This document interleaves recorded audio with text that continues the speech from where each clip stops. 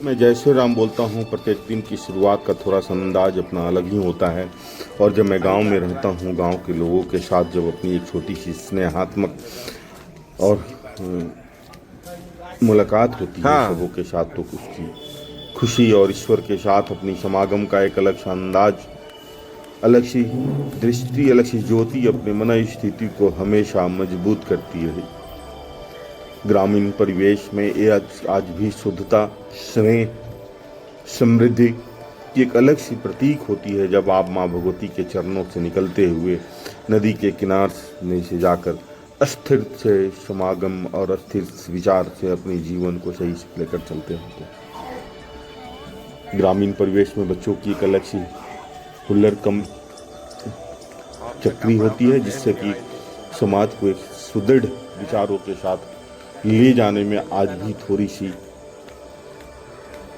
परेशानियों का सामना करना पड़ता है। पर एक चीज़ जरूर है, ग्रामीण परिवेश में समाज की जो एक समृद्ध विचारधारा और एक समृद्ध जीवन शैली है, वह आज के समय में शहरी क्षेत्रों में लगभग समापन की ओर हो चुकी है। लगभग वो समाप्त हो चुकी है, क्योंकि वहाँ केवल भागम भाग, केवल स्वार्थों की भीड़ पर खड़ी बिल्डिंग और आपसी स्नेह के नाम से केवल स्वार्थ रूपी समृद्धि खड़ी है। परंतु गांव में एक अलग सी स्नेह की बगीचे की रूप में और एक खूबसूरत सी समृद्ध विचारों के साथ हम सभी जब सुबह की शुरुआत इन्हीं सोच के साथ करते हैं, तो जीवन का एक अलग सा आनंद, बच्चों के साथ एक अलग सी खुशी, एक अलग सी चहलकदमी, एक अलग सी स्नेह, एक अलग सी विचारों की एक समुद्र मंथन की तरह जीवन को सही से लेकर चलने की कोशिश रहती है। माँ के साथ अपनी सुबह की समृद्ध जीवन शैली, ईश्वर के साथ हमेशा समर्पण, और उस समर्पण में जीवन को करीब से समझने के लिए एक नियमों के साथ, प्राकृतिक विचारों के साथ हमेशा सुबह की शुरुआत का थोड़ा सा अंदाज अलग होता है। और उस अंदाज में जब हम सभी स्पंदन करते हैं, स्नेह करते हैं, जब सबों के साथ भावनात्मक जुड़े रहते हैं, तो जीवन की खूबसूरत विचारों के साथ अपनी जीवन शैली का आनंद थोड़ा सा अलग होता है। ऐसे भी आनंद अलग ही होना चाहिए, क्योंकि हमें बहुत किंतु परंतु नहीं करना है। हमें सबों के साथ समृद्धता के साथ चलना। समृद्ध समाज का निर्माण स्वस्थ विचारों के साथ ही संभव है, और वह समृद्ध समाज कब का निर्माण होगा, जब आप स्वस्थ होंगे और स्वस्थ विचारों के साथ अपनी सुबह की शुरुआत शुद्धता के साथ करें। प्रत्येक दिन अपनी जीवन शैली का एक अलग सा हिस्सा होता है। सबों को स्वस्थ रखना, सबों के साथ समृद्धता के साथ रहने के लिए छोटी सी अनुशासनात्मक प्रयास होना, क्योंकि हर व्यक्ति की विचार अलग होती है, हर व्यक्ति की सोच अलग होती है। उस सोच में आपको कोई किसी भी तरह की कोई किंतु परंतु करने की जरूरत नहीं होती है।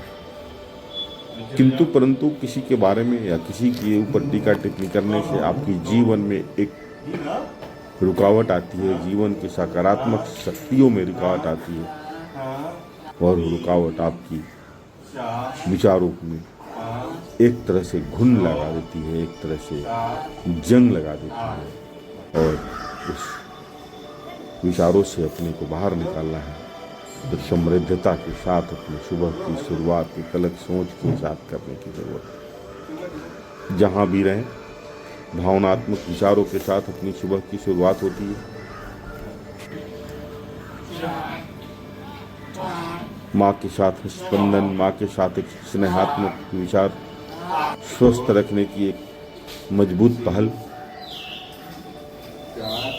क्योंकि आज के समय में इस भागम भाग में लोग भूल जाते हैं, लोग केवल भागने में विश्वास करते हैं कि मैं कैसे खड़ा हूँ, कहाँ से आया हूँ, इसके पीछे कौन सी सोच हमारी जीवन शैली को समृद्ध कर रखी है।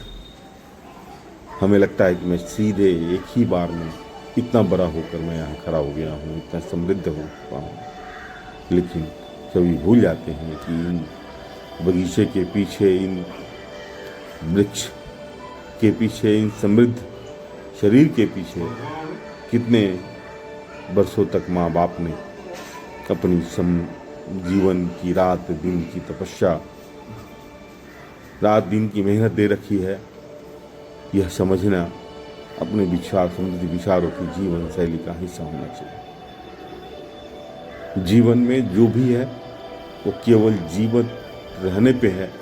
मृत्यु होने के बाद आप जो भी काम करते हैं वो केवल और केवल समाज को की दिखावा, समाज की आंखों में धूल झोंकने का एक छोटा सा प्रयास होता है। इसलिए हमेशा कितनी भी भागम भाग हो, लेकिन माँ बाप के प्रति एक समृद्धता के साथ अपने जीवन का एक समय सीमा, एक परिधि बना कर रखें, जिसमें माँ को एक समय देने की ज़रूरत होती है, जिसमें अपने जीवन का एक खूबसूरत सा लम्हा, जिस समय अपने बच्चों को, माँ अपने बच्चों को समय देती है सारे काम को छोड़कर, उसी तरह आपको भी अपने बच्चों को, माँ को उसकी एक छोटी सी पहल, छोटी सी सोच प्रस्तुत करने की ज़रूरत होती है।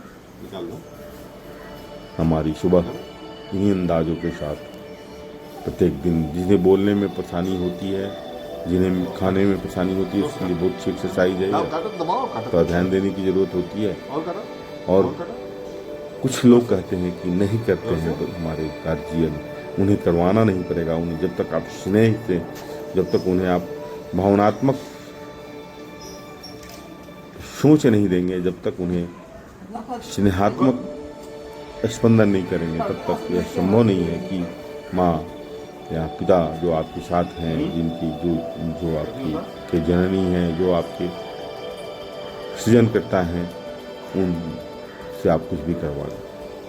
क्योंकि उम्र के जिस पड़ाव में वो खड़े हैं, वो कितनी दुनिया उन्होंने देखी है, इसलिए उन्हें यह भी लगता है कि जो मैं करता हूँ वही सही करता हूँ। इसलिए हमेशा उसे इन्हें स्नेहात्मक और अच्छी सोचों के साथ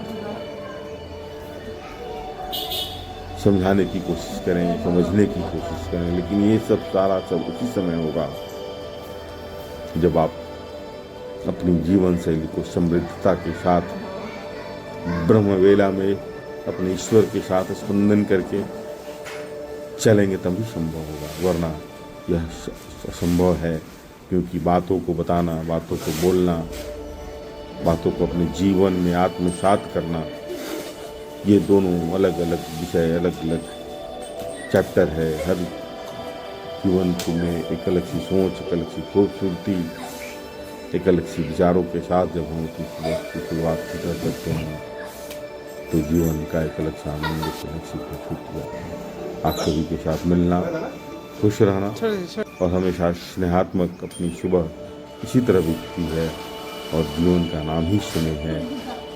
हमेशा स्नेहात्मक रहें, हमेशा खुश रहें और जय श्री राम बोलते रहें।